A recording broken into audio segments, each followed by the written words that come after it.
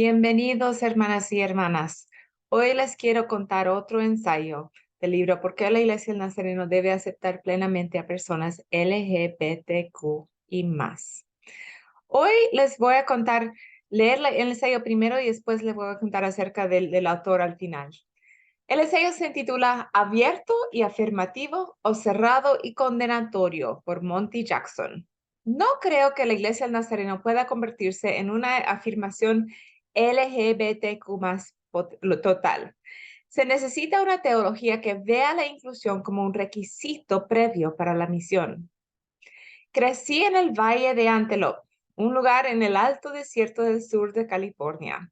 Soy tradicionalmente adventista del séptimo día, SDA. La iglesia SDA tiene más de 21 millones de miembros en todo el mundo. Y en 2015, la investigación de Pew encontró que los adventistas del séptimo día se encuentran entre los grupos religiosos estadounidenses con mayor diversidad y étnica. El 37% son blancos, mientras que el 32% son negros, el 15% son latinos, 8% son asiáticos y otro 8% son de otra raza o mestiza. Fui bautizado a los 10 años y ese día en la escuela sabática, el maestro hizo una afirmación que tocó mi corazón e hizo que mi mente se cuestionara. La maestra nos felicitó por nuestra decisión de ser bautizados e invitó a los otros niños a considerar ser bautizados e unirse a la iglesia adventista del séptimo día. Ella dijo que aquellos que no aceptan el séptimo día como el día de oración abrirían el infierno de par en par. Estaba aturdido. De camino a casa en la camioneta, le pregunté a papá, un devoto primer ordenado en esa iglesia, si era cierto lo que decía mi maestro de escuela sabática acerca de las personas que adoran en el día correcto. Papá dijo que sí. Durante el resto del viaje a la casa, todo en lo que podía pensar eran mis amigos que vivían en la calle de nuestra casa, con quienes jugaba la pelota después de la escuela. Estaban dando la bienvenida a la gente. Su mamá era hacía la mejor limonada y siempre nos invitaba a pasar dentro de la casa. Me preguntaba cómo un Dios amoroso podía condenar a estas hermosas personas por elegir el día equivocado para honrar y adorar a la deidad. Antes de llegar a nuestra entrada, en mi monólogo silencioso con Dios, dije, Dios, si quieres quemar a mis amigos, también puedes quemarme a mí. ¿Se debe resistir a un Dios que quemaría a la gente por no elegir y practicar la ley hebrea del sábado? Todos los terrícolas deberían estar de acuerdo en rebelarse contra cualquier fuerza o entidad que piense tan poco en el ser humano. ¿Por qué creo que la Iglesia Nazareno debería volverse completamente LGBTQ más afirmando? Bueno, no estoy seguro de que la Iglesia Nazarena pueda hacerlo. Antes de aceptar el llamado para pastorear una congregación de otra denominación abierta y afirmativa, busqué el consejo de un amigo, el reverendo Scott Weiner, quien me hizo una pregunta simple. ¿Con qué grupo de personas desea pasar su tiempo? ¿Personas que están abiertos y afirmando o cerrados y condenando? La inclusión es un requisito previo para la misión cristiana. Si la Iglesia del Nazareno adaptara la etiqueta abierta y afirmativa, ¿sería la iglesia más atractiva por la razón correcta? ¿Qué papel juega la teología nazarena en la creación de la necesidad de inclusión LGBTQ+? ¿Cómo es que los que reclaman la gracia preveniente no asumen la gracia preveniente para todos? ¿Cómo pueden las personas reclamar una segunda obra de gracia, la entera santificación, y carecer del acto de acogida espiritualmente maduro? ¿Contribuye la liturgia nazarena a la necesidad de ser abiertos y afirmativos? ¿Es la iglesia nazarena demasiado insular? ¿Es esta cultura capaz de progresar? Hago estas preguntas porque el cambio para convertirse en personas abiertas y afirmativas debe ser auténtico. No solo otra retención de la iglesia o un plan de crecimiento numérico.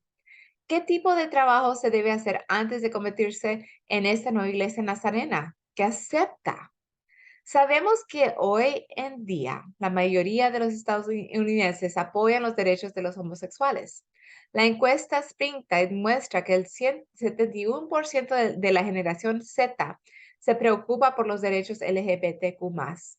Muchos ven las prácticas cristianas evangélicas como hipócritas y dañinas. Los puntos de vista sectarios actuales de la Iglesia Nazareno necesitan un cambio radical teológico y un cambio cultural de una teología y una teopraxis que promueven la filosofía y el dogma puritanos. En esta práctica religiosa, la gente de santidad es un club exclusivo. Antes de afirmar la imagen de Dios en personas que han sido creadas por los fieles cristianos, tal vez una conversación con la comunidad LGBTQ+ debería ser un paso en el proceso. ¿Cómo sabemos si categorizarlos con el término de la puerta de enlace abierto y afirmativo no es otra forma de alterizar el espléndido espectro?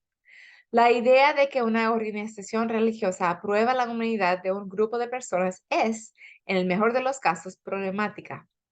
La iglesia estadounidense blanca tiene un historial pobre de defender a personas diferentes a ellos. Recuerde, hubo un periodo en el sur de los Estados Unidos que después del servicio de la iglesia el domingo, el picnic de la iglesia a menudo terminaba con el ahorcamiento de los negros esclavizados.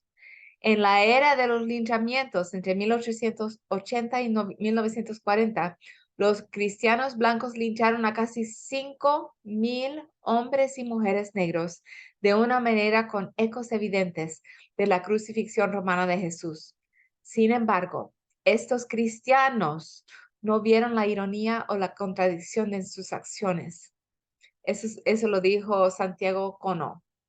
Aquí hay un ejemplo de cómo la Iglesia Nazareno ha sido acogedora. A fines de los años 90, el reverendo James Bauman me invitó a ser el pastor de adoración en la primera iglesia Nazareno en Lewiston.